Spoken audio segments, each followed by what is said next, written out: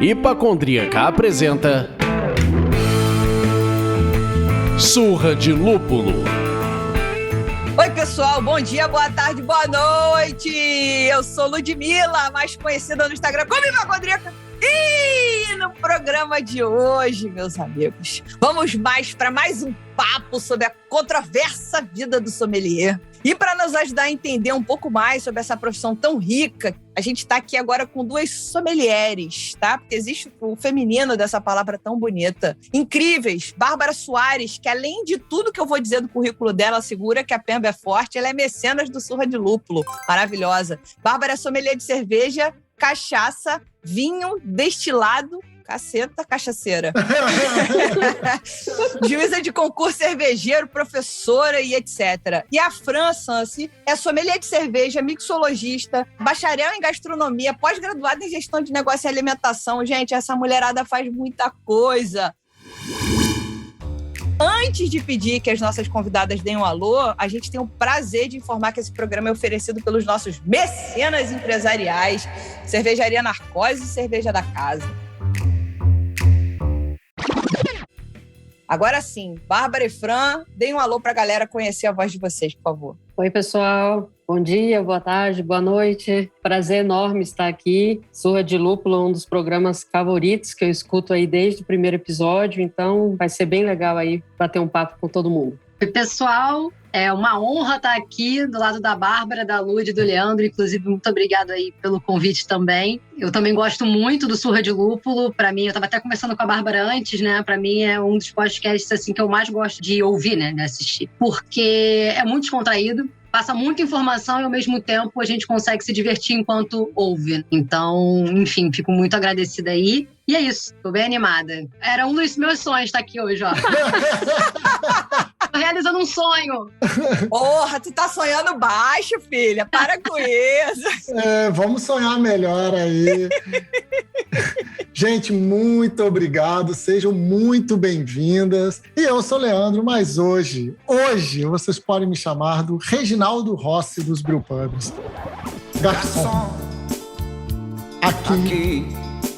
Nessa mesa de bar, você já cansou de escutar centenas de casos de amor. Eu acho que eu preferia você cantando. Dança, gatinho, dança. Vai, com essa camisa vermelha, esse peito cabeludo de fora. Que isso, hein, seu brega. Maravilhoso. Demais. Freia a Lud, pelo amor de Deus. Mas para frear, vamos beber, por favor. É por isso que eu bebo. Eu queria saber, Bárbara, o que você tá bebendo aí? Cara, eu tô tomando aqui uma Session IPA da Desrotuladas, que é um projeto beta da Ambev, e eu fiquei muito feliz de ter recebido isso. Foi um projeto feito 100% por mulheres, para apoiar ali, difundir a cultura cervejeira, o empoderamento feminino no núcleo cervejeiro. E muito além disso, toda a verba arrecadada aqui da Desrotuladas no Empório da Cerveja vai para o Cruzando Histórias, que é uma ONG que atua na reinserção das mulheres no mercado de trabalho. E o melhor de tudo, é uma latinha piquititica aqui, 269 ml. E vamos lá. Que ótimo. E você, Fran? Bem, eu falhei completamente no meu objetivo de ficar mais de um dia sem beber. Né? Então, mais uma vez eu pequei. E tô aqui com uma Pilsner Urquell. Porra! Que eu abri, depois deixar um pouquinho pro meu marido também, né? Porque às vezes é bom deixar um pouquinho pra ele. Então deixei um pouquinho pra quando ele chegar do trabalho. E, enfim, achei que ia ser uma boa pra ocasião. Fran, você está 0 dias falhando na sua tentativa, né? Pelo que eu entendi. 0.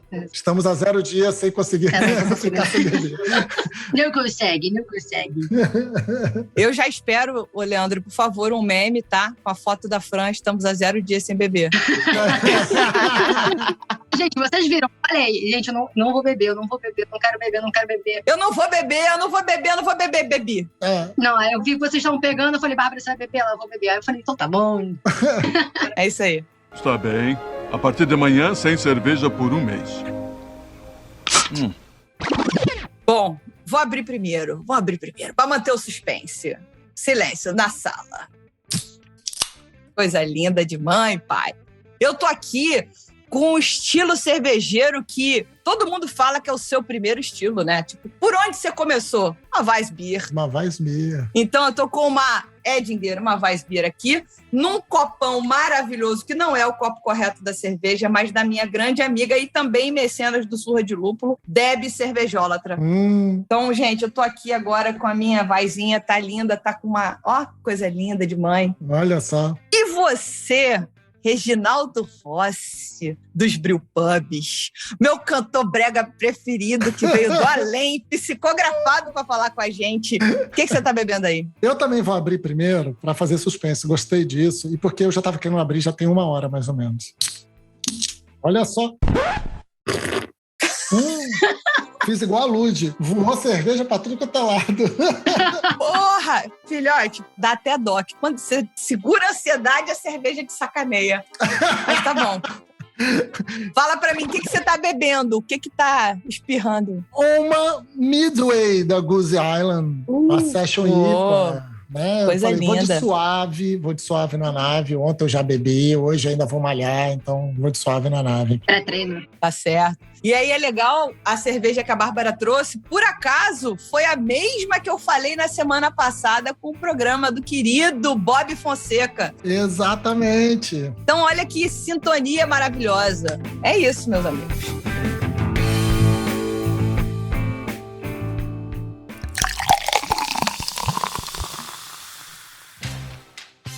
Tá muito legal, mas a gente nem começa as perguntas se a gente não passar por aqui para enaltecer os nossos mecenas. Eles que nos ajudam a manter a independência criativa do Surra de Lúpulo. E hoje queremos agradecer ao Luiz Virgínio, Marcelo Máximo, Suzane Sampaio, Rodrigo Fontana, Guilherme Castro, Bruno Silva, Patrícia Polares, Priscila Colares. Muito obrigado, gente. Torne-se você também um mecenas do Surra de Lúpulo. Como é que você faz isso, gente? Acesse o site apoia.se/Surra de Lúpulo e escolhe lá o apoio que cabe no seu bolso. É tranquilis, parte de R$5.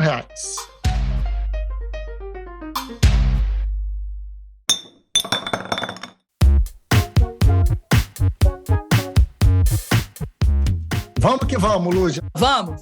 Agora vamos parar de enrolar as convidadas, gente, porque todo mundo tá... Time is money.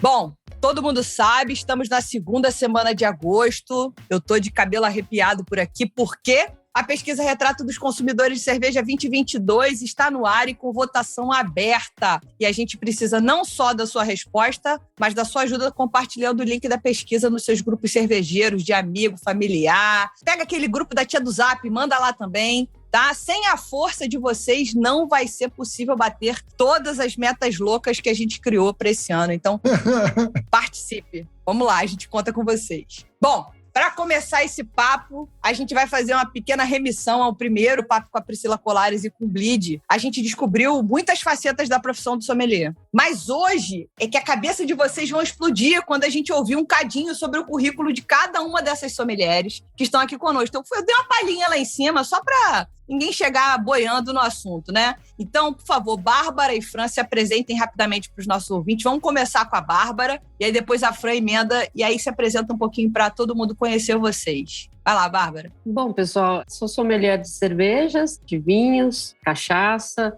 trabalho com destilados também. Tive a oportunidade de trabalhar um pouquinho ali com coquetelaria, quando teve curso de formação de bartender aqui em Brasília, que foi um projeto muito bacana, ali da Diageo, o Learning for Life. Então, foi muito bom aí se aproximar da galera, os futuros bartenders, né? Então, por um tempo, trabalhei com isso. Eu trabalho com gastronomia desde 2012.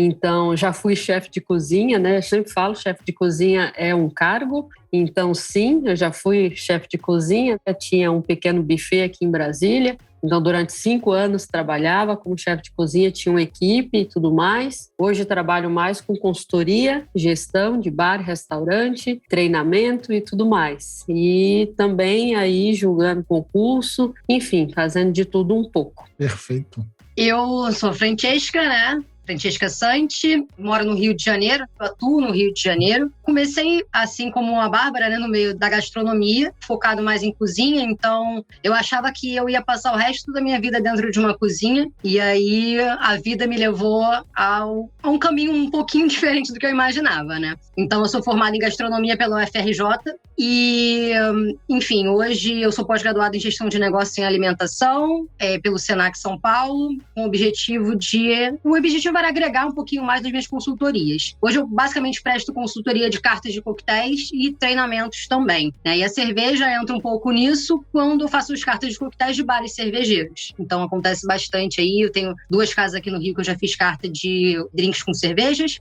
e atuo também com palestras, degustações e tudo mais, né? Que é uma coisa também que eu adoro fazer. Eu digo hoje que eu sou, além de consultora, eu sou professora, né? Eu sou professora universitária, que era um dos meus sonhos também, além de estar aqui, e eu consegui. Maneiro. Então, aos pouquinhos a gente vai conseguindo algumas coisas. E, além disso, eu dou aula no Science of Beer, Educação e Cerveja, e também dou aula na Associação Brasileira de Sommeliers do Rio de Janeiro. Então, é basicamente isso. Caraca, velho. Na moral, se a gente estivesse jogando pôquer, essa mesa ia ser difícil, Leandro. Mãozinha cheia. Ia estar ruim pra gente. Eu sou o quê?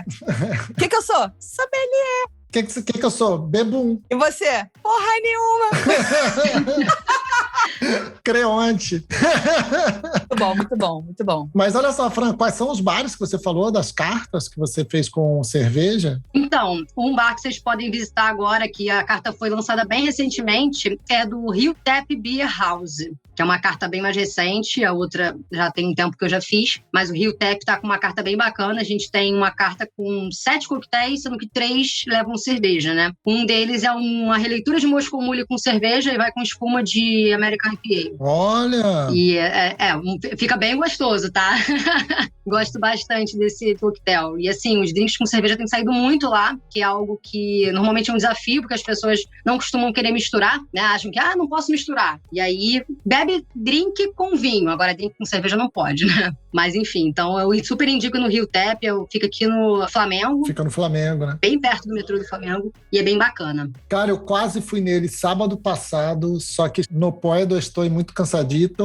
Aí não deu pra ir, assim. Tava eu e minha esposa, a gente, vamos sair, vamos. Aonde você quer ir? Eu falei, Rio Tap. Me falaram que lá tá maneiro, quero ir. Aí, vamos não ligamos no Netflix. Mais ou menos assim. Daqui a 2 semanas a gente vai estar lançando um coquetel, aproveitando o inverno, né, com Imperial Stout. Uau! Eita, então, tá bacana, assim, e licor 43, já adianto, ó, pronto, tá o spoiler. Pronto. Não, boa. gente, olha só tem demônio na vida da gente, né? Não tem uma pessoa que fala assim, dá a mão pra mim, vamos à missa. Vamos à missa.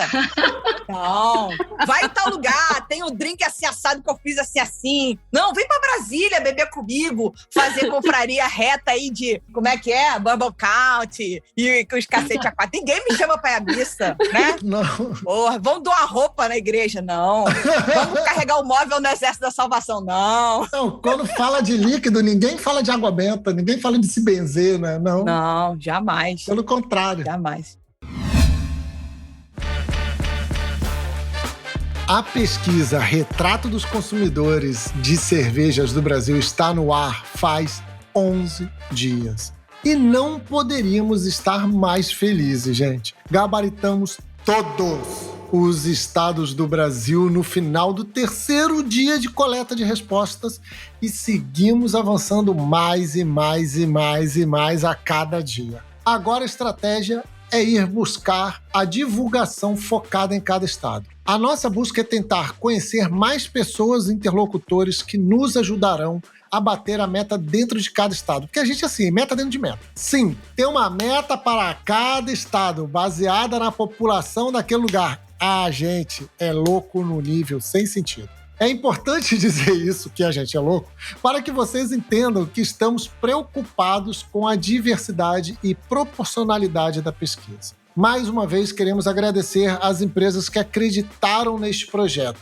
MyTap, Beerheld, Lamas Brew Shop e Fermenta Pessoas. Ainda dá tempo de responder a pesquisa. Corre no link na bio da Hipacondríaca ou do Surra de Lúpulo. responda a pesquisa. Se puder, compartilhe esse link com seus amigos e amigas que gostam de cervejas, sejam elas comuns ou artesanais, não as pessoas, as cervejas. Vamos juntos?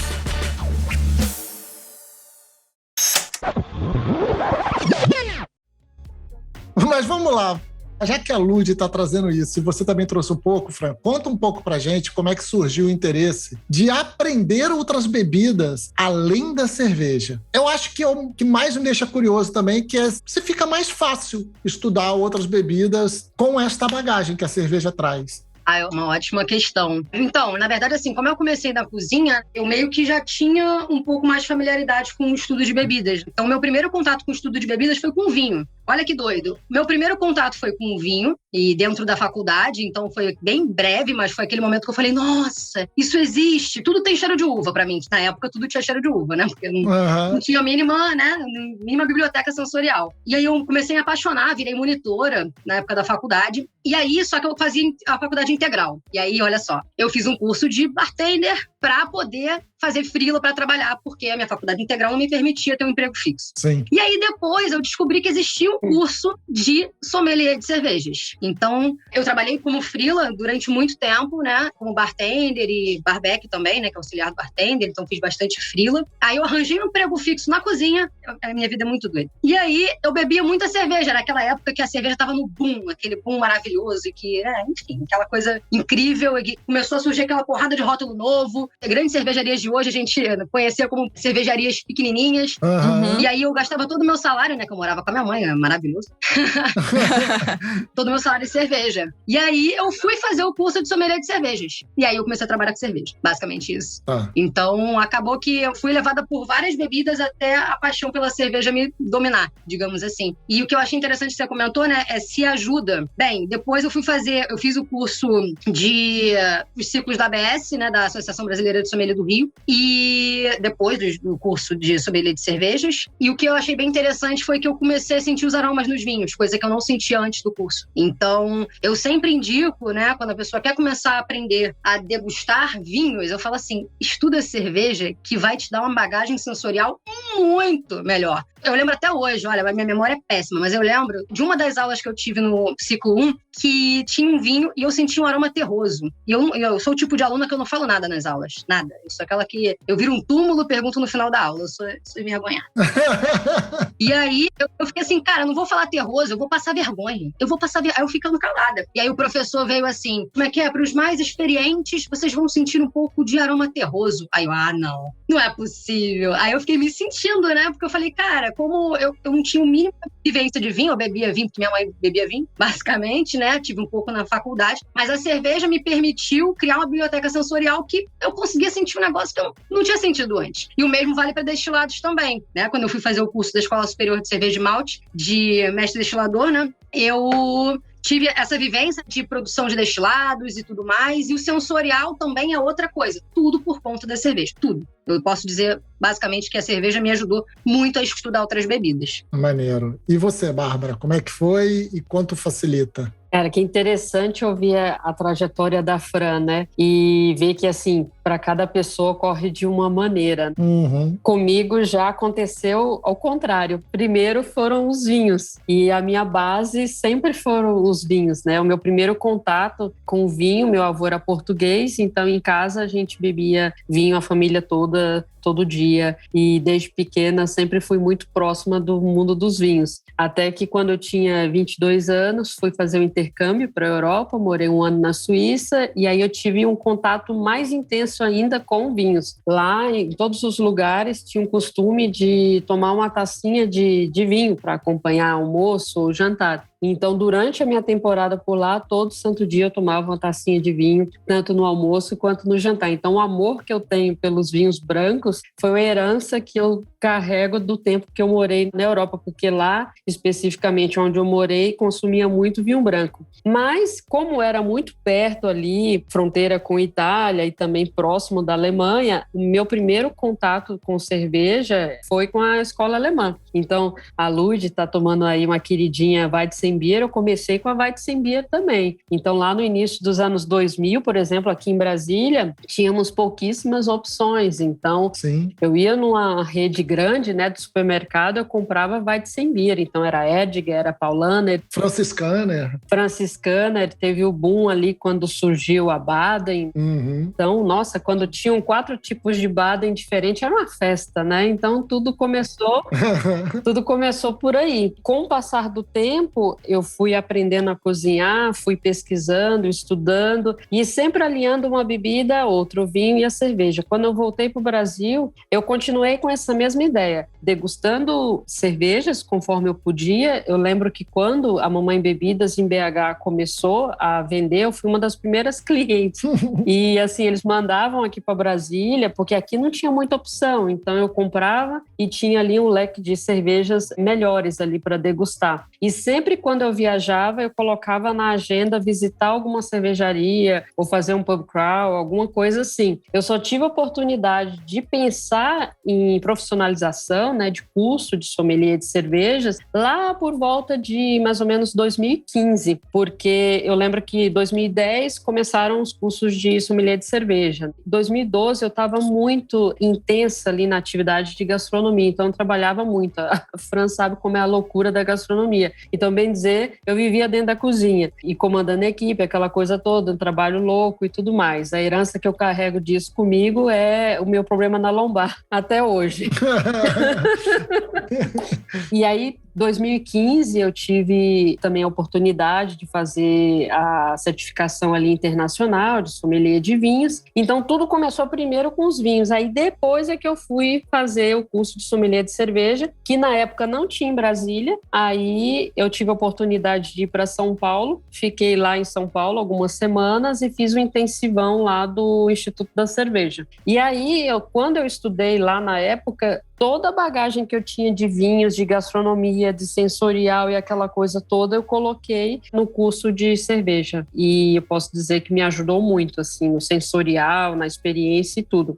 E os destilados, mais precisamente, eles entraram com mais afinco, assim, na minha vida. Eu posso falar que de 2017 para cá, né? Essa experiência aí com a Diageo foi muito boa, de 2018 para cá. E aí foi quando eu tive um contato mais intenso com os destilados. Eu tinha uma impressão, assim, no meu passado jovem, juvenil, eu tentei aprender italiano. E aí, mais tarde, eu tentei aprender espanhol. Hoje em dia, eu não falo nem italiano nem espanhol, porque quando eu tento falar espanhol, eu falo com um sotaque italiano. Quando eu tento falar italiano, eu falo com a língua mole. Então, não funciona mais. Eu tinha a impressão que pudesse acontecer a mesma coisa quando você mistura esse repertório todo, sabe? E você ficar meio que enrolado ali.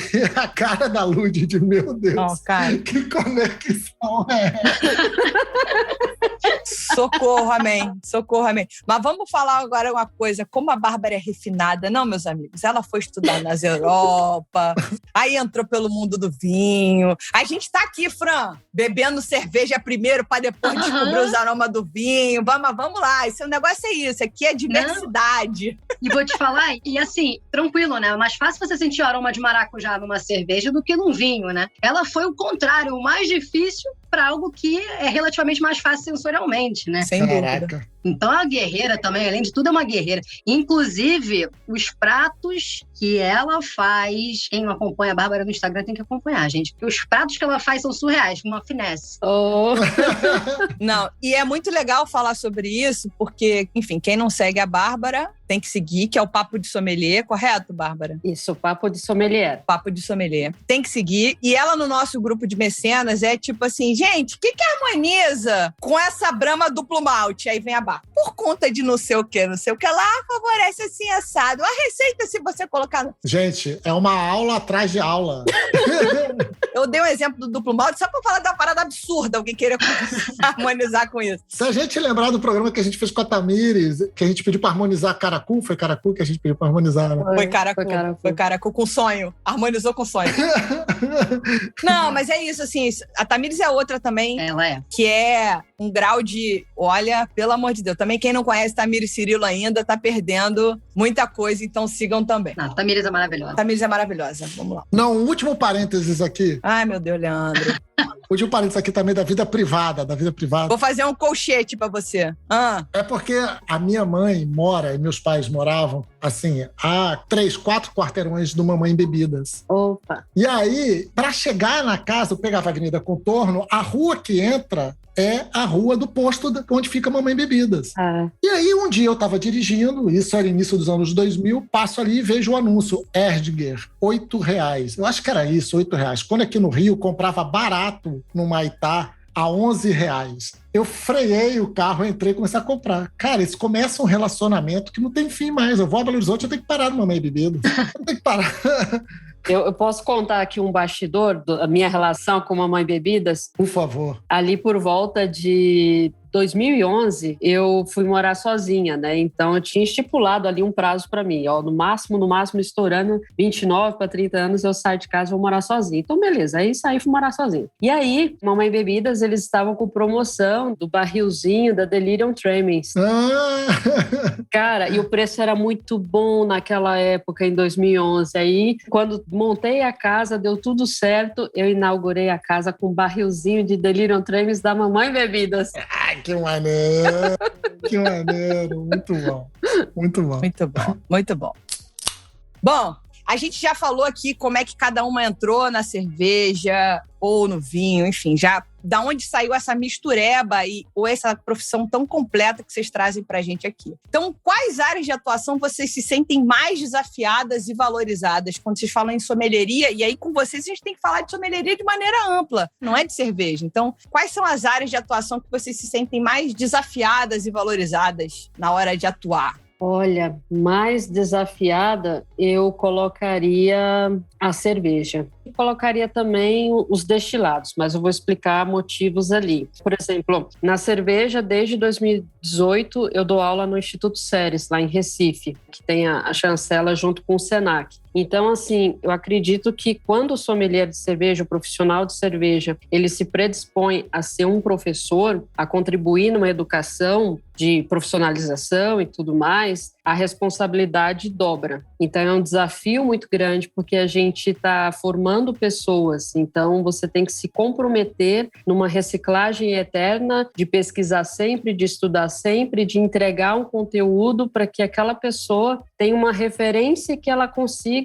desenvolver um trabalho à frente. Então, eu fico muito feliz quando eu vejo casos de ex-alunos meus falando, olha, até hoje eu lembro que você falou em sala de aula, eu estou trabalhando em tal canto, está funcionando, nananã. Então, essas coisas eu acho muito importantes e são desafiadoras para nós. No lado dos destilados, eu encaro como desafiador no que tange ainda alguns mitos de que mais homens, digamos assim, homens entendem mais sobre uísque, sobre cachaça, ou algo do gênero. E muitas das vezes, nós, enquanto mulheres, a gente tem que se esforçar um pouquinho mais para, infelizmente, provar o nosso conhecimento. Então, várias e várias vezes já fiz vários eventos de degustação de uísque, de cachaça, até mesmo consultoria e tudo. E é muito interessante, porque muitas das vezes a gente chega para apresentar o produto, apresentar algo, quem não me conhece, né? Aí fala, quem é que vai apresentar a palestra, né? O evento. E daí, quando vê que é uma mulher que vai falar amplamente sobre várias bebidas, aí gera aquela comoção do tipo, sim. E aí começam a surgir algumas perguntas do tipo, será que ela entende mesmo do que ela está falando?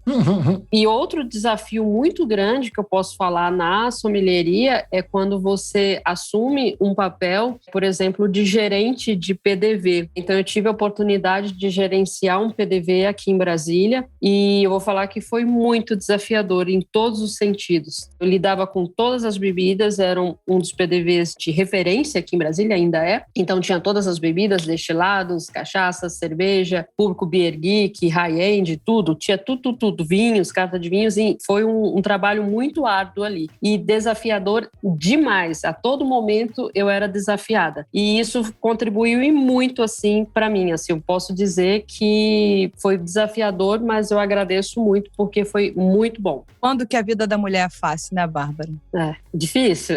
Não, mas a gente tá aqui para isso mesmo. Vambora. Conta pra gente aí a tua experiência, Fran. Então, pegando até o gancho da Bárbara, eu acho que a área de atuação mais complicada, né, mais desafiadora, também é ministrar aula. E aí, eu digo até também em outro sentido, complementando um pouco. Por exemplo, eu dou aula no Science of Beer, eu dou aula na ABS. Na ABS eu sou coordenadora do curso de Introdução ao Mundo da Coquetelaria, online. E assim, são 2 cursos em que as pessoas estão ali porque elas querem. Começa daí. Então assim, a gente tem um público que ele está disposto a te ouvir. É diferente, por exemplo, de uma consultoria ou realmente de alguma aula para um público que não sabe que vai te encontrar e que realmente pode acontecer esse tipo de coisa que a Bárbara citou, do machismo nosso de cada dia, que tá sempre lá. Então, assim, quando a gente dá aula para pessoas que querem estar ali, é uma coisa. Agora, eu comecei recentemente a dar aula numa universidade. Eu acho que a Bárbara também dá aula na universidade, né? Já dei. Assim, pelo menos as últimas turmas, a gente tem bastante gente da geração Z, uma galera mais nova, uma galera até às vezes que não bebe. Eu dei aula, minha última disciplina de serviço, eram 30 alunos e 6 eram menores de idade, ainda tinha isso. E qual eu acho que é o desafio? Primeiro é lidar com pessoas que não querem aprender sobre outras bebidas. Então, às vezes não quer aprender sobre bebida nenhuma ou sobre outras bebidas, porque esperam uma coisa. Por exemplo, no Science eu dou aula de mixologia com cerveja, né? Já dei aula de serviço no Science e harmonização também, mas a Carol Oda é a que basicamente dá todas essas aulas. E no meu caso, eu dou aula de mixologia com cerveja junto com a Thalita Cacho, também é professora do Science. E aí, tem muita gente que não quer saber de mixologia com cerveja. E eu já começo a aula dizendo que, na minha humilde opinião, eu acho que a gente pode daqui a pouco desenrolar um pouquinho mais isso, um sommelier que não sabe sobre outras bebidas é um sommelier incompleto, substituível. Para mim, é isso, entendeu? Se você não sabe trocar ideia com uma pessoa que entende um pouco mais de outra bebida, não sabe o mínimo, você é substituível. Você é uma pessoa que você é completamente desnecessário. Assim, é a minha opinião, eu sei que é uma opinião forte, é uma opinião meio... É uma bigornada. Não, mas assim, eu falo isso nas aulas, eu acho que até começo meio pesado, assim, ainda bem que minhas aulas eu descontraio um pouquinho mais, mas... Porque, assim, gente, como é que você vai falar de cerveja se você não souber um pouquinho da história dos destilados? Sim. Se você estuda um pouquinho sobre a Inglaterra, um pouquinho sobre a Bélgica, você vê que tiveram 2 episódios importantíssimos na história dos 2 países que dizem muito sobre o consumo de cerveja. E estão todos relacionados a gin e Genever, por exemplo, né? E outras bebidas também, mas, grosso modo, essas. Então, assim, tudo está interligado. Então, eu parto desse princípio. E uma outra coisa que eu também acho complicada é, no meu caso, dando aula em universidade, é achar o essencial. Porque, assim, quando eu comecei a dar aula para a galera da gastronomia, né? Porque é o curso de gastronomia, eu dou aula de harmonização de bebidas, ou seja, todas as bebidas, e serviço. Então, são 2 disciplinas diferentes. E quando eu comecei a dar aula, eu achava que eu tinha que fazer com que os alunos, eles tivessem todo o conhecimento que eu adquiri ao longo desses 8 anos. Foi isso que veio na minha cabeça. Eu preciso fazer eles saírem daqui incríveis. E aí, o coordenador, na época, chegou pra mim e falou: Fran, aí é que tá. Quando ele perguntou, e aí, o que você achou? Eu falei: olha, eu acho que eu exagerei um pouquinho. E ele falou: olha, eu super entendo, acontece, mas assim, o profissional que sai de um curso de gastronomia, ele não vai sair completo. É impossível. Então, todo curso que a gente faz, a gente nunca vai sair completo. Então, o meu desafio foi esse, achar o essencial. Qual é o essencial que o aluno da faculdade de gastronomia tem que sair sabendo sobre cerveja, sobre vinho, sobre café, sobre destilados e coquetéis? Eu comecei até agora a estudar mais chá e café, porque eu também dou essas disciplinas. Então, assim, o desafio para mim também é esse, saber o que priorizar para que a pessoa absorva. Então, acho que é isso, é lidar com pessoas que não querem estar ali, não querem aprender sobre outras bebidas e encontrar o essencial, o que é mais importante para essas pessoas. Muito legal. Fazer um paralelo rápido em 2 coisas que a Fran falou. Primeiro, ela pegou, soltou a braba e fez o drop the mic, né? Soltei o microfone. Porra! Se você não sabe de outras bebidas, filhote, você é um sommelier desprezível, substituível, sai daqui. Não, peraí, mas você não precisa ser profundo em outras bebidas, é o mínimo. Sim, eu não discordo de você, não. A pessoa não sabe que é um fermentado de arroz, pelo amor de Deus. Pra onde? Sabe? É esse nível, assim. Sim. A segunda coisa, antes de passar a palavra para a Bárbara, é a gente bater um papo com o Beto Tempel, da Cervejaria Trivia, que foi muito rico também. Muito legal. O Beto formação dele é de chefe. E ele falou, cara, eu tive aula de, 2 módulos de vinho, 2 meses de aula de vinho, tive 1 aula de cerveja. Enquanto a gente não conseguir equiparar um pouco essa disparidade, a cerveja talvez não vá ocupar esse lugar na gastronomia, porque precisa que o chefe de cozinha entenda sobre isso para levar para lá também. Então, essa importância do sommelier conhecer mais estilos, mais bebidas, como a Fran falou, como a Bárbara também falou e como a Bárbara exerce, e ao mesmo tempo os cursos de quem não está ali a fim de ouvir isso, né, de pessoas que sejam mais preocupadas, como a Fran de trazer esse assunto. Mas vai daí, Bárbara, complementa o que você queria falar. Ainda tem mais um ponto aqui que eu acho que é uma coisa que a Fran falou, que eu tive uma aula uma vez sobre metodologia ágil, tal, coisas chatas que não são de bebidas. E um professor falou assim, cara, eu não vou ensinar para vocês nada disso, eu vou disparar. Meu trabalho aqui é ser um disparador. Daqui, vocês vão sair com alguma fome de comer mais lá fora. É isso. Mas vocês não vão sair daqui saciado. E isso foi muito a pegada que a gente seguiu. Vai daí, Bárbara, você queria falar e a gente não deixou, perdão. Nada, que isso. O interessante é que dias atrás eu vi um stories do Pedro do Fuzz Cafés do Rio, que é um dos grandes nomes do café no Brasil, e ele falou exatamente essa mesma coisa. Ele falou, logo no começo, quando eu dava aula, eu jogava um monte de coisas e ficava assim pensando, os alunos pegaram tudo, não pegaram tudo, e aí eu digo que comigo aconteceu a mesma coisa. Quando eu comecei a dar aula, assim, sobre bebidas, lá 2017, 2018, eu também colocava bastante conhecimento, bastante informação, e aí eu cheguei assim num ponto que eu falei, cara, é muita coisa jogada assim de uma maneira muito rápida e é melhor você dar pequenas pílulas de informações e as pessoas pegarem aquilo e guardarem do que você jogar muita coisa e ficar tudo solto. Até hoje mesmo, conversando com o pessoal lá do Séries, e eu acho que enquanto professor, a gente tem a obrigação de se reciclar sempre no que tange a ter aquele lado crítico. O quão bom professor eu estou sendo? Qual é a qualidade das informações que eu estou passando? O quão didático eu sou, entendeu? Porque eu vejo muita gente falando, mas eu tenho N certificações, eu entendo disso, mais aquilo, mas não tem a didática para passar e fica todo mundo perdido e não consegue entender, né? Então, isso é um ponto muito relevante, um ponto importante. A Fran tinha comentado sobre a geração atual e o pessoal questionando muitas coisas e alguns alunos muitas das vezes não gostam da bebida X ou Y. Já aconteceu comigo de ter alunos em sala de aula, não necessariamente em Recife, mas aqui em Brasília, que chegaram para mim e falaram, eu não gosto de cerveja.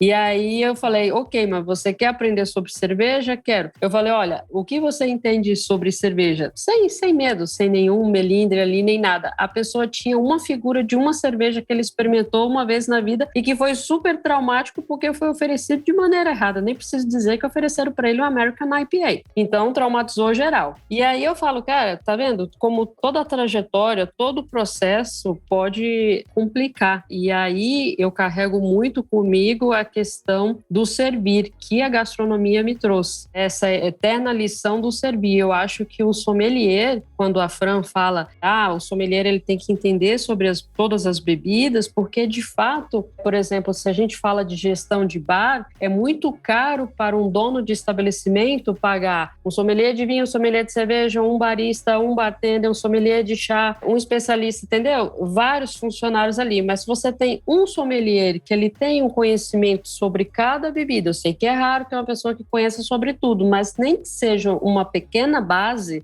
e que ele consiga desenvolver um trabalho correto, já facilita muito. E aí entra em conflito, por exemplo, quando eu fui tirar minha certificação de sommelier de cerveja, quando eu falei que a minha formação inicial era sommelier de vinho, muita gente torceu o nariz, tá? Isso aí foi uma coisa que aconteceu comigo. Mas você é sommelier de vinho. Porque a cerveja é melhor. Eu prefiro cerveja do que vinho. Não existe isso de bebida A ser melhor do que bebida B. Eu sempre bati nessa tecla e graças a Deus o mercado está mudando e as pessoas estão evoluindo. Então hoje, quando eu vejo galera do meio cervejeiro procurando entender sobre vinho, sobre cachaça, sobre destilado, eu falo, cara, finalmente o pessoal tá tomando um rumo diferente ali. Eu sinto a mesma coisa, Bárbara, ainda mais agora no Instagram, né? Porque quando eu trabalhava como sommelier de uma cervejaria aqui no Rio, eu rodava muitos bares. E naquela época que eu estava trabalhando efetivamente, diretamente, apenas com cerveja, eu já falava, você precisa ter um cardápio diferente. Você precisa ter opção de outras bebidas. E aí os bares na época eram assim, não, porque eu sou um bar cervejeiro e não sei o quê, e alguns deles tinham a possibilidade de colocar uma Heineken, de colocar algum outro tipo de bebida que fosse um pouco mais mainstream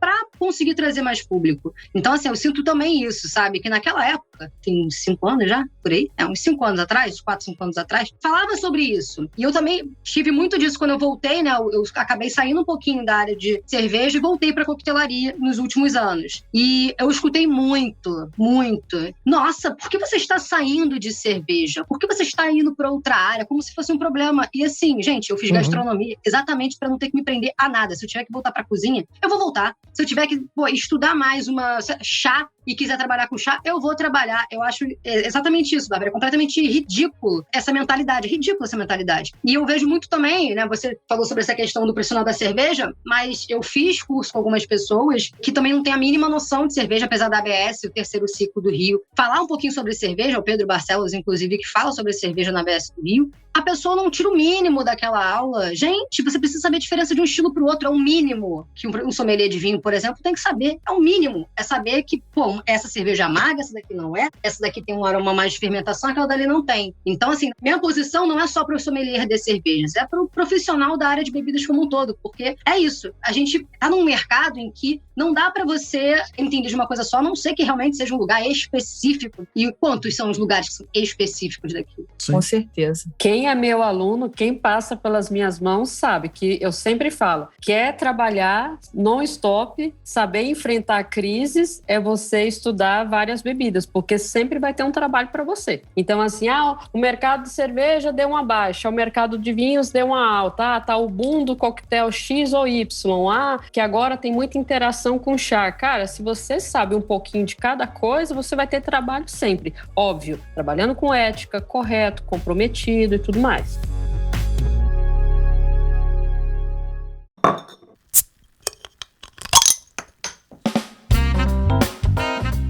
Eu queria aproveitar esse gancho de vocês de falarem destes universos diferentes, né? E a gente puxar aqui uma questão que é um pouco a percepção que a gente tem, pelo menos eu tenho, não sei se a Lud tem a mesma, que a área da sommelieria em outras bebidas é mais valorizada do que no meio cervejeiro. E o que, assim, é possível ser feito para que esse quadro mudar, se ele for verdadeiro, né? Qual é a sua percepção, Fran? Você que começou trazendo aí essa primeira visão sua agora no final. Então, eu acho que assim, o vinho ainda é tido hoje como uma bebida mais valorizada, mais gastronômica mesmo, a gente sabendo que cerveja é muito mais tranquilo de harmonizar, né? Então, acho que o mercado ainda tem muito essa visão. Sendo muito sincera, não sei como é que a gente faria para mudar esse quadro hoje, porque a gente está num momento um pouco complicado, né? Do tipo, a gente tem profissionais qualificados, profissionais que são qualificados, mas não têm experiência, não conseguiram ainda ter a primeira experiência, profissionais que não aprofundaram, mas, né, enfim, a gente tem vários tipos de profissionais e a gente tem estabelecimentos. E aí, quais são esses estabelecimentos que querem contratar um sommelier de cervejas? Então, tem aquilo. Eu acho que é um ciclo. A gente vive um ciclo de um lugar que quer um profissional fantástico, mas não quer pagar, ou um profissional que quer ganhar absurdos, mas se recusa a lavar um copo. Eu, por exemplo, comecei no Science, hoje eu sou professora de Science, eu coordenei o Science. Eu comecei lavando copo, e eu lavava copo pra cacete. Eu posso dizer que eu sou uma lavadora de copos profissional.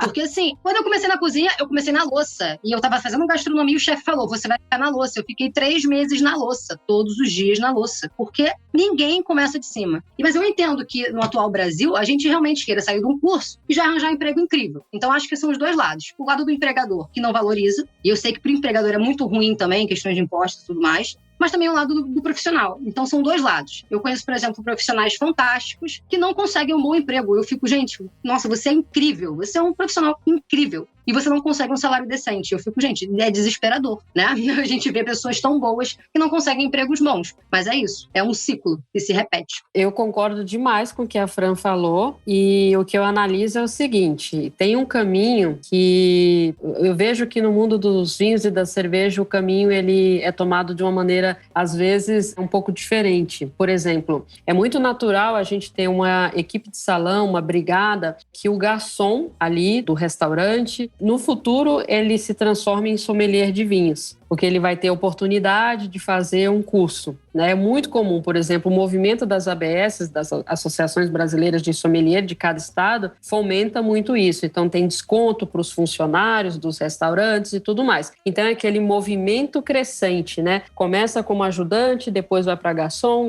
vai para sommelier e assim vai crescendo. Aqui em Brasília temos vários, em outros estados temos vários assim. Nas cervejas, eu já vejo um movimento um pouco diferente. E aí... Eu lembro do querido Bleed, quando falou lá no outro programa. Várias turmas que já passaram pelas minhas mãos, por exemplo, tivemos robistas, sem problema algum quanto a robista, a pessoa pode fazer para entender um pouco melhor, para consumir melhor, para saber comprar, enfim. E temos as pessoas que efetivamente vão trabalhar. Eu posso falar hoje, com base nas pesquisas que já foram lançadas aí e tudo mais, temos muitos e muitos sommeliers formados, sommeliers de cerveja formados no Brasil, porém atuantes. Você vive só de sommelieria de cerveja 100%, é muito pouco. Temos bem menor ali. Então, eu vejo claramente essa diferença. Outra diferença que eu vejo, a questão das atividades inerentes ali na sommelieria. O servir, o lavar copo, fazer uma asepsia de uma chopeira.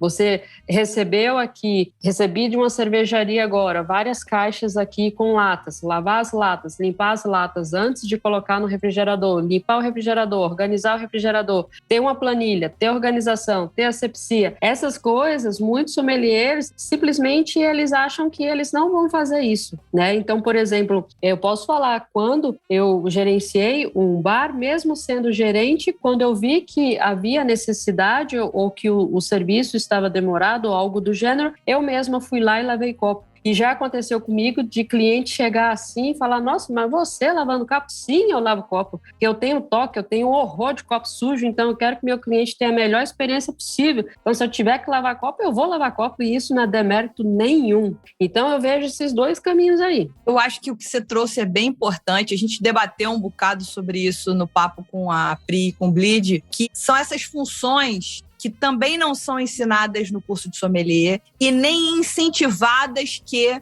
Por exemplo, eu ia achar muito legal, mesmo eu fazendo o curso por hobby, inicialmente, que eu queria entender um pouco mais e tal, ia ser muito legal falar, você tem que fazer um estágio de uma semana que fosse gratuito no bar tal. Porque aí você ia carregar um barrilzinho, você ia entender como é que funciona a asepsia da linha de chopp, da chopeira, lavar copo, pensar no estoque, coisas que a gente não sabe fazer no curso sommelier, porque não dá tempo, como vocês mesmas disseram, não dá para jogar toda a informação. Mas e o estágio, gente, né? E esse período que você precisa aprender, mesmo sendo robista, porque a gente não entende no curso de sommelier 100% que 90% do trabalho de sommelier é serviço. E serviço é muita coisa. Serviço não é só cheirar o copo, não é só servir.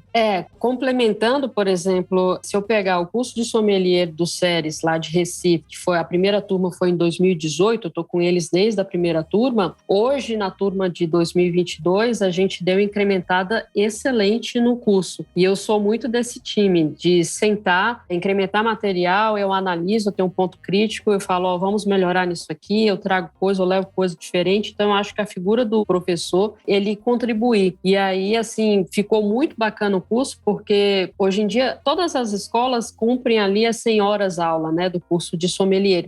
Porém, a gente acrescentou várias disciplinas super importantes e que até então não eram tão exploradas. Então, por exemplo, ética e inclusão, que é muito importante, gestão de bar, inclusive eu que dou gestão de bar, interação entre as bebidas, então os alunos saem dali com uma boa basezinha sobre café, chá, destilado, vinho, asepsia de chopeira, por exemplo, eu vejo muito em cursos de sommelier, uma chopeira, 30 alunos aqui, cada um vai lá e tira o chopp, mas e aí? Como desmontam a torneira? E os tipos diferentes de torneira? Vamos fazer a asepsia da torneira, aquele jogo de Lego, desmontar todas as pecinhas, tudo isso tem que saber. Como o sommelier vai trabalhar com evento, promover turismo, vendas, PDV, gastronomia, marketing, então tudo isso a gente conseguiu colocar, então ficou muito completinho. E isso já é um divisor de águas e acaba ajudando. Muito legal. As mulheres são muito incríveis mesmo, hein? Socorro. Não, eu tô impressionado. E outra coisa que eu fiquei pensando foi no que a Bárbara comentou, cara. Pra mim,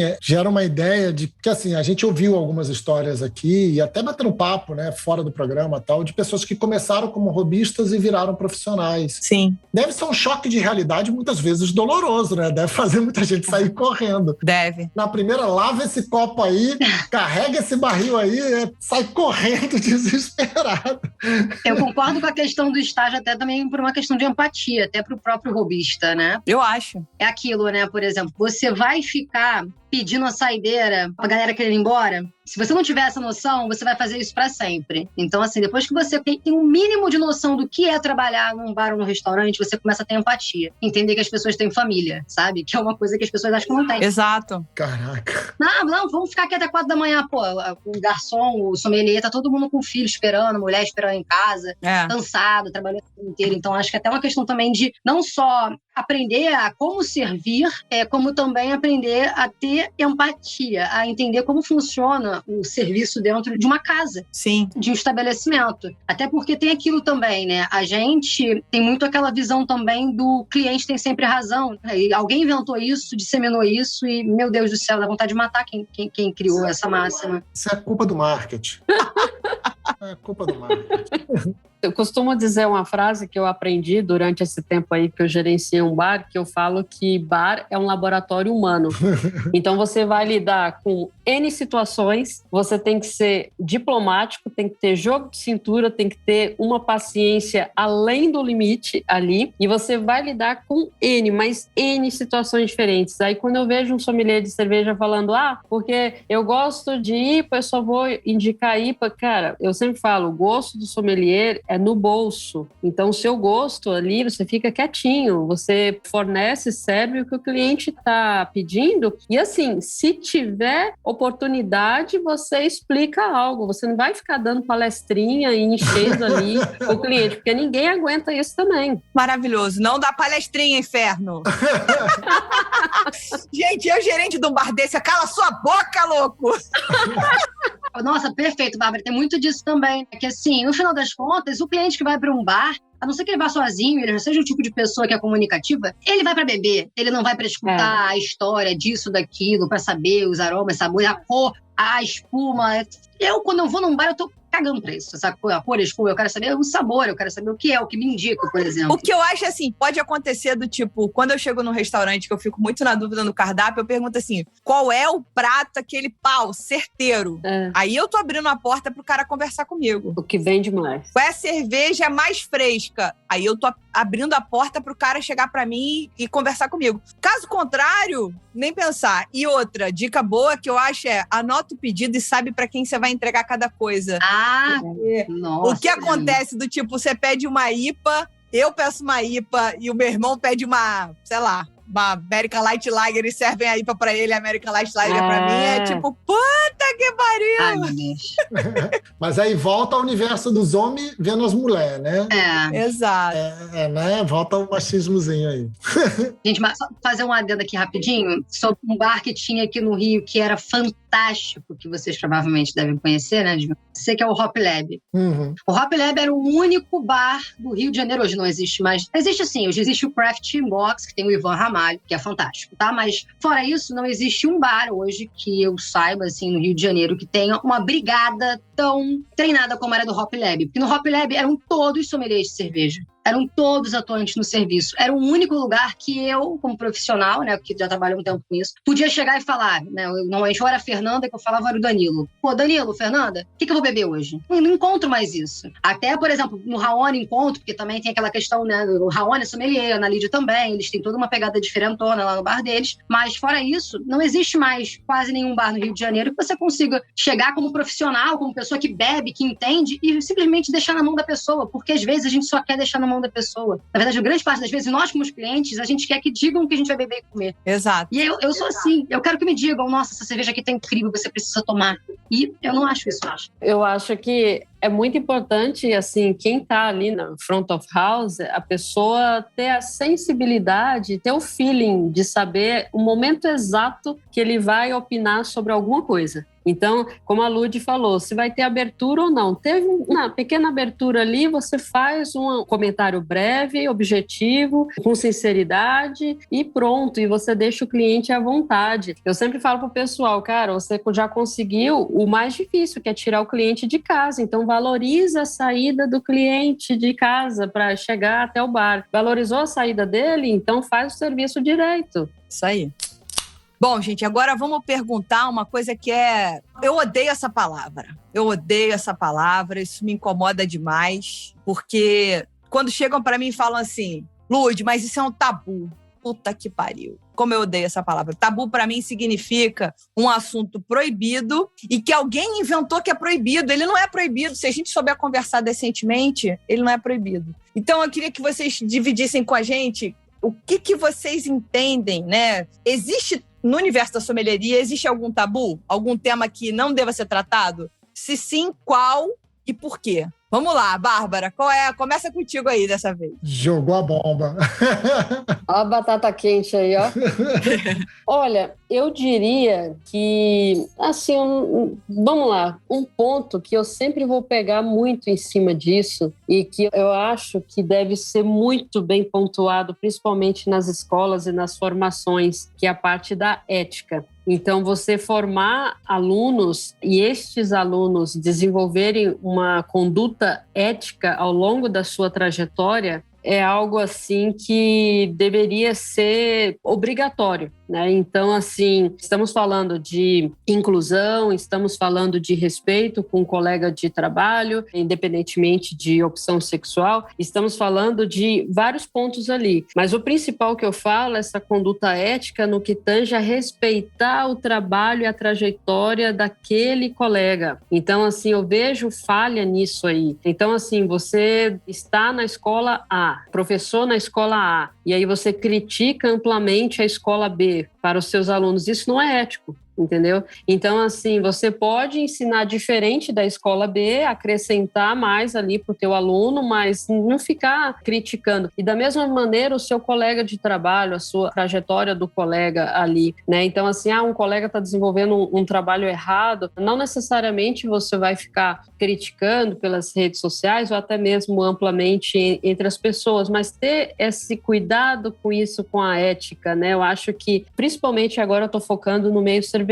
Eu acho que tem essa lacuna, essa falha muito grande no que tange a ética. E aí entramos num gargalo. Tudo se complica, tudo fica mais difícil. A cerveja que é para ser democrática, acessível, ela acaba que fica muito corrompida por vários problemas ali. Então, assim, cada um tem que respeitar a trajetória do outro. Uma escola A faz o seu trabalho, a escola B faz o trabalho dela, a escola C, a D, a E, enfim, cada um faz o seu trabalho. E eu entendo que no Brasil, de norte a sul, todo mundo faz o seu trabalho. E, por exemplo, tem várias e várias pessoas que os nomes nem são citados, nem são conhecidas e que estão ali fazendo o trabalho delas, assim, de uma maneira brilhante. E aí o que eu vejo é que muitas das vezes passa despercebido e é o que eu costumo dizer. Tem a bolha do mercado craft nacional, né, do mercado artesanal, e tem a bolha da bolha, que é exatamente isso. Esses parâmetros de falta de ética, é um querendo puxar o tapete do outro, um não respeita a trajetória do outro, e dentre todos os outros problemas que a gente já sabe de machismo, de racismo e tudo isso que enfeia muito mais e entristece a cena cervejeira.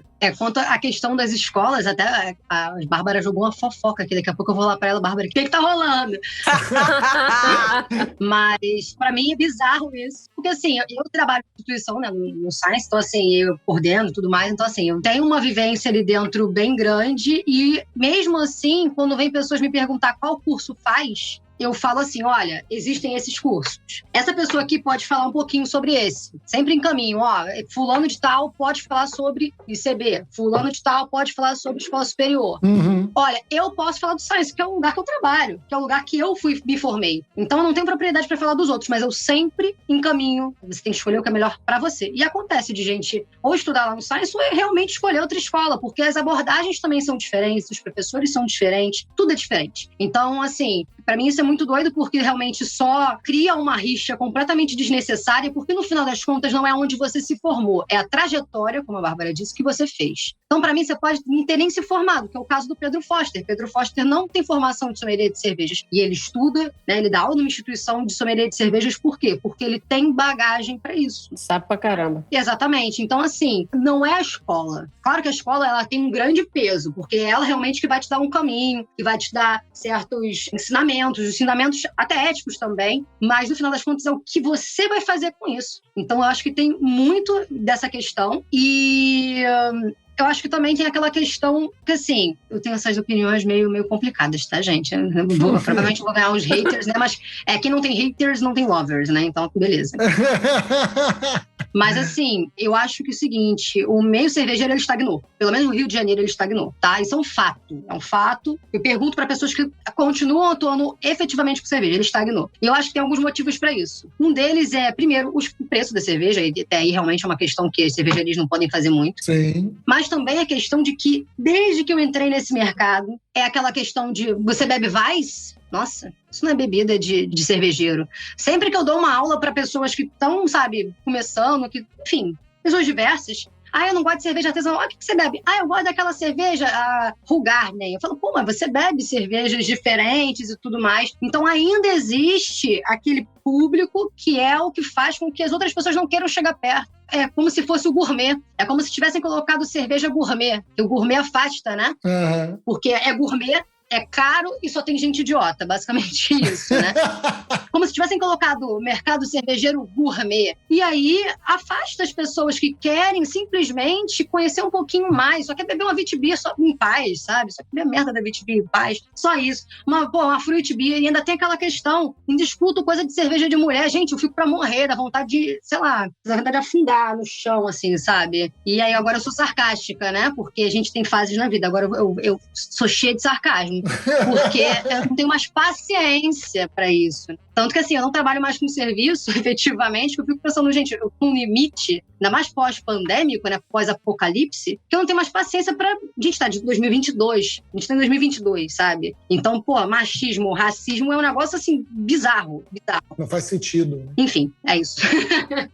Perfeito, Fran, total perfeito. Acho que a melhor frase do programa até agora é que o mercado cervejeiro no Rio tá estagnado.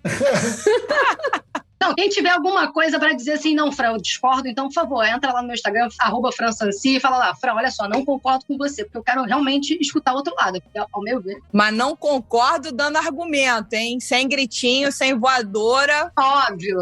Argumento. Assim, essa parte do estagnado, eu concordo com a Fran no que tange, assim, o que eu vejo. Eu vejo muita gente que fala assim, principalmente quando a gente vai fazer consultoria em estabelecimento, vai selecionar a gente para trabalhar. Então, eu confesso para vocês, assim, que chegou um momento, olha, agora eu vou fazer que nem a Fran, vou arrumar um monte de haters aí. Chegou um momento que foi que nem na gastronomia, quando eu queria para minha equipe estudantes que estavam se formando ali de gastronomia. E no final da história, eu fiz uma equipe muito boa, a gente era muito junto ali, concatenado, e funcionava bem, e ninguém era de gastronomia. Era uma galera que era responsável por serviço de outro ramo. E aí chega um momento que você fala assim, tá, vou receber currículos aqui para atendente de bar. E aí você vê um problema de receber sommeliers de cerveja, porque muitas das vezes, a galera que quer atender ali no bar, cara, a galera que está começando de baixo, que quer aprender, que está interessado, entendeu? Por exemplo, os bartenders, muitas das vezes a galera novinha que está começando agora, eles ralam pra caramba, eles dão sangue, eles, da noite pro dia eles aprendem rapidinho. E aí da cerveja, o que eu vejo é que a galera fica estagnado. Qual é a sua formação?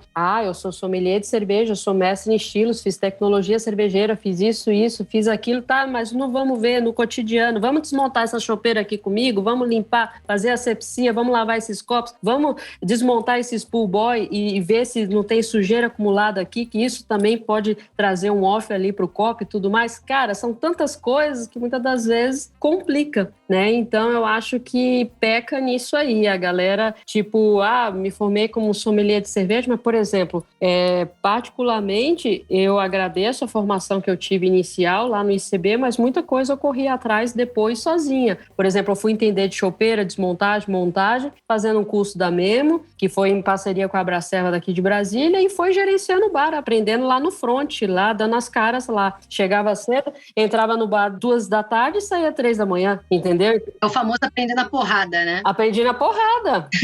Então, assim, e aí chega naquele momento que você fala, eu sempre falo, a sede de conhecimento, ela tem que ser insaciável. Por exemplo, neste exato momento, neste ano, eu estou fazendo um curso de sommelier de chá. Eu ainda não concluí, mas eu estou fazendo, então podem me chamar de doida.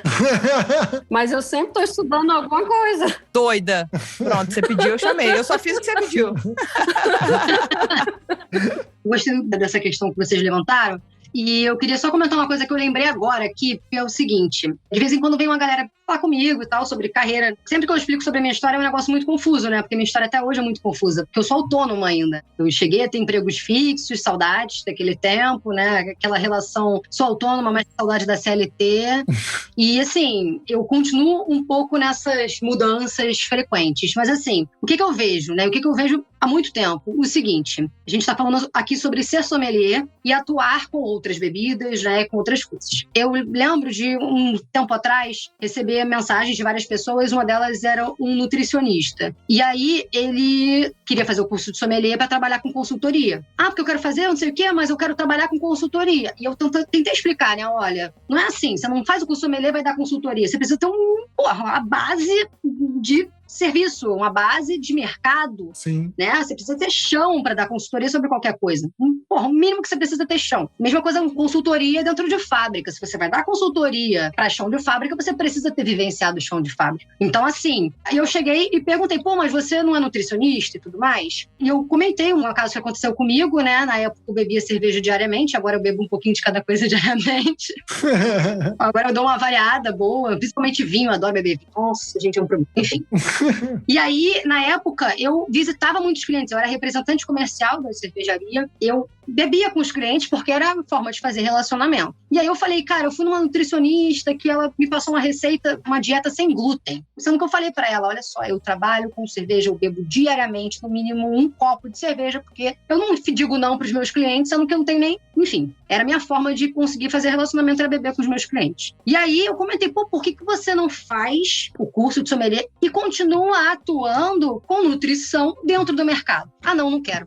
Cara, eu não conheço um nutricionista formado como sommelier que consiga, no mínimo, dizer a diferença, talvez, de uma cerveja para outra e o que eu poderia adicionar na minha dieta. Eu sei que o nutricionista pode trabalhar em várias áreas, tá, gente? Tô falando na área que me tange, que eu precisava de alguém que pudesse entender o meu dia a dia, minha rotina, entender que, por exemplo, um profissional que trabalha no dia a dia muitas vezes vai comer hambúrguer, entendeu? E aí não tinha um profissional desse no mercado. Não tem até hoje, eu não conheço um nutricionista até hoje, que a gente possa simplesmente indicar, não, tem fulano, cara, fulano se formou, né, no Science, no ICB, na Escola Superior, não sei, e, não tem. Então, assim, eu acho que também tem isso. É uma área que faltam profissionais ainda, faltam pessoas de outras áreas que tenham conhecimento de cerveja. E esse é só meu adendo aqui, essa conversa. O meu ponto de equilíbrio, assim, para cervejas, eu tenho, assim, eu não sou intolerante ao glúten, mas, assim, se eu consumir muito glúten, tipo, tudo em excesso, carboidrato, aquela loucura toda, junto com cerveja, e aí eu tenho algumas complicações. Então, meu ponto de equilíbrio é a minha dietinha low carb, no dia a dia, e aí para eu poder tomar a minha cervejinha. Então, o carboidrato está na cerveja, é o meu carboidrato. Aí, por exemplo, a questão das harmonizações ali, eu fico para morrer quando eu vejo algumas harmonizações, a galera, não, porque dá muito certo. Uma pizza com tal cerveja, um hambúrguer com tal cerveja, que eu falo, gente, comigo, por exemplo, não funciona. Eu fico um balão de São João, enorme.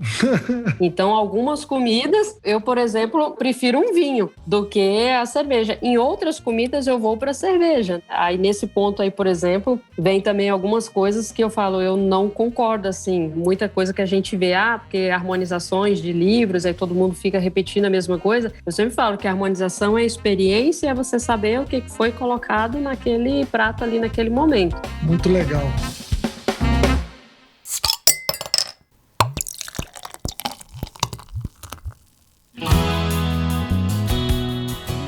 Gente, eu adoraria muito continuar esse papo, até porque vocês tinham que estar assistindo essa conversa. A Fran pediu pra gente não publicar o vídeo, foi o pedido específico da Fran. É que tá uma zona aqui e eu me dei o luxo de não botar uma maquiagem. Fazendo exposed aqui. A gente nunca publica mesmo, é brincadeira. Mas eu queria, assim, muito que vocês tivessem, porque, como disse lá no começo, né, como a Fran comentou lá no é muita finesse. É muita finesse, é dedinho levantado, é uma deixa bem deixada. Nossa, eu nem sei me comunicar dessa forma, gente. Muito obrigado, viu, por essa aula de educação e gentileza. Esse papo foi maravilhoso. Por mim, ficava muito mais tempo, mas infelizmente a gente vai ter que agendar outra conversa, tá? Então, fica aqui já um convite. A finesse é toda por parte da Bárbara, que ela levantou o dedinho e falei, ok, essa é a forma delicada e profissional de falar num podcast. Que é a minha primeira vez. Obrigado, gente. Eu que agradeço, fico muito feliz aí pelo convite, novamente, muito obrigada. Bem, eu espero não ser cancelada, até porque eu tô aí com um projeto, inclusive um projeto que eu não posso falar ainda, mas eu acho que daqui a pouco vocês vão ficar sabendo que a Bárbara também deu uma contribuição, então quem puder aí me acompanhar, depois eu falo com vocês também, Lud e Leandro, para ver se a gente, enfim, faz uma parceria aí também. Maneiro. Mas, enfim, queria agradecer e só queria deixar um recado, gente. Posso deixar um recado, já que eu já tô... Claro. Gente, trair o movimento é o caralho. Ok? Esse é o meu recado. Toda vez que eu vejo alguém falando trair o movimento, vai tomar no cu. Gente, trair o movimento, que merda é essa, gente? Hoje eu atuo muito com coquetelaria. Não existe esse negócio de trair o movimento. Ninguém vai falar, hoje ele está bebendo cerveja, mas ele trabalha com coquetéis. Porra, não! Meu Deus! Baixou o João Gordo aí. Dercy tá aqui comigo. Dercy tá aqui atrás. Ó. Ei, porra! Como é que você tá, Dercy? Vai pra puta que pariu! Muito bom. Bom, pessoal, queria agradecer a oportunidade de ter participado do programa. Eu escuto o programa aí desde o primeiro episódio. É uma alegria imensa aí estar conversando com vocês. A alegria imensa estar dividindo esse programa com a Fran. Conheci a Fran pessoalmente ano passado, nas minhas mini férias lá no Rio de Janeiro. Sou muito fã da Fran e do Pedro. Sempre falo que é o casal supra-sumo etílico gastronômico, que os dois mandam muito bem. E é isso, né? Assim, eu espero que o mercado como um todo amadureça, que tenhamos aí mais e mais profissionais e pessoas que pensem no produto final, né? O produto final que é o serviço, a qualidade de serviço, é a experiência, é fazer valer a pena a saída do cliente de casa. Então, eu fico muito feliz aí de compartilhar um pouquinho e é isso. Todo dia a gente corre atrás e estuda mais um pouco. Muito bom. Maravilha, queria agradecer a vocês também, foi um prazer, eu me diverti muito, eu gosto dessa coisa, dessa torta na cara do passo ou repassa, entendeu? Pra gente falar a realidade, pra gente falar a verdade. Então, queria agradecer Bárbara e Fran, muito obrigada mesmo, o programa vai ficar muito divertido. E, antes da gente ir embora, pra avisar que quem não é mecenas do Surra de Lúpulo, o programa acaba aqui. Mas pra quem é, rola perguntinha extra ainda que a gente vai fazer pras meninas aqui ainda. Mas antes de encerrar e fechar a tampa, passar a régua neste chopp, meus amigos, vamos aumentar a podosfera do Surra de Lúpulo? Basta enviar o link desse episódio para um amigo que gosta de cerveja artesanal ou compartilhar nas redes sociais, marcando a gente. Nos ouçam no Spotify, Google Podcast, Apple Podcast, Deezer e outras plataformas. Gosta do conteúdo que a gente produz aqui? Faz um review nosso na sua plataforma preferida. Isso ajuda muito na distribuição do nosso conteúdo. As estrelinhas do Spotify é tipo amor eterno no coração. Então, muito obrigada e até semana que vem, pessoal.